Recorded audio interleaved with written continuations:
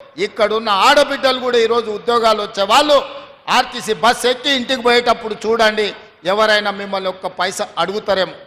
ఇది మా కమిట్మెంట్. ఇవాళ పేదవాళ్లకు 200 యూనిట్లు ఉచిత విద్యుత్తు, వ్యవసాయానికైనా ఉచిత విద్యుత్తు.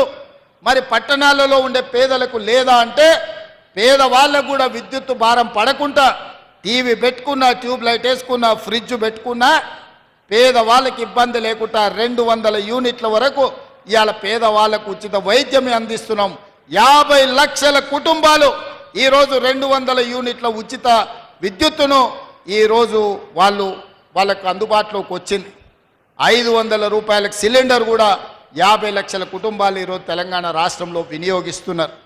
ఈ విధంగా రైతు రుణమాఫీ మొన్ననే పాలమూరు గడ్డ మీద రైతుల పండుగ చేసుకున్నాం. 21,000 కోట్ల రూపాయలు ఈ మొదటి సంవత్సరంలోనే. మీరందరూ రైతుల బిడ్డలు మీ ఇంటికెళ్ళి మీ నాయనని అడగండి, రైతు రుణమాఫీ జరిగిందా లేదా. 2 లక్షల లోపల రుణం ఉన్న 25 లక్షల మంది రైతులకు 21,000 కోట్ల రూపాయలు వాళ్ళ ఖాతాలో వేస్తే వాళ్ళ ఖాతాలో కాసులు గలగల అంటుంటే కొంతమంది గుండెల్లో పిడుగులు పడ్డట్టుగా ఫామ్ హౌస్లో పండుకొని బాధపడుతున్నారు. వాళ్ళ బాధకు మందు లేదు. ఏదైనా మందు ఉంటే ఇక ఆ మందు జూపల్లి కృష్ణారావు గారు ఇవ్వాల్సిందే, వారు లేరు కానీ వాళ్ళ శాఖ ఇవ్వాల్సిందే. ఎందుకై బాధపడుతురు? రైతులకి ఇవాళ 21,000 కోట్ల రూపాయలు మొదటి సంవత్సరంలోనే 25 లక్షల మంది రైతులకు రైతు రుణమాఫీ చేసినాం. అదే కాదు, రైతు భరోసా సంక్రాంతి పండుగ తర్వాత ఖచ్చితంగా రైతులను ఆదుకుంటాం, రైతు భరోసా ఇస్తామని చెప్పి ఈ ప్రజలకు చెప్పినాం. మా మీద ఉన్న నమ్మకంతో రైతులు ఈరోజు పండుగ చేసుకుంటున్నారు. అంతకుముందు వరేసుకుంటే ఊరేసుకున్నట్టే అని చెప్పారు గత పాలకులు.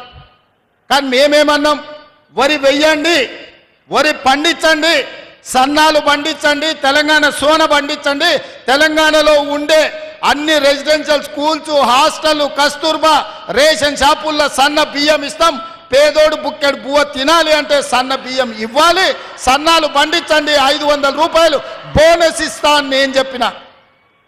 దేశంలోనే స్వతంత్రం వచ్చినప్పటి నుంచి ఏ రాష్ట్రం పండించనంత ఈ వానాకాలం 1,53,00,000 మెట్రిక్ టన్నుల వడ్లు పండించిన రాష్ట్రం ఈ దేశంలోనే తెలంగాణ ఉంది.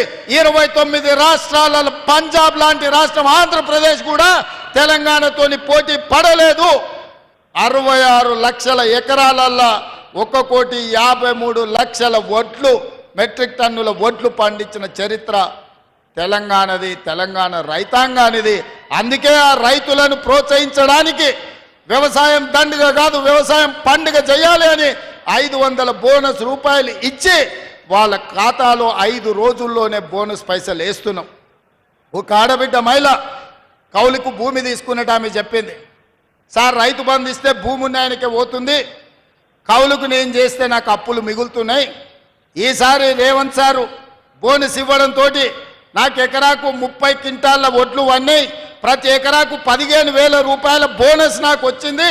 సంవత్సరానికి 2 పంటలు తీస్తే 1 ఎకరా కౌలు చేసుకుంటే కూడా వచ్చేదానికంటే అదనంగా నాకు 30,000 వస్తున్నాయని ఒక ఆడబిడ్డ కళ్ళల్లో ఆనందంతో చెప్తుంటే నాకు కడుపు నిండినట్టయింది. మంచి బిర్యానీ తింటే ఎట్లుంటుందో నాకు అంత సంతోషం వేసింది.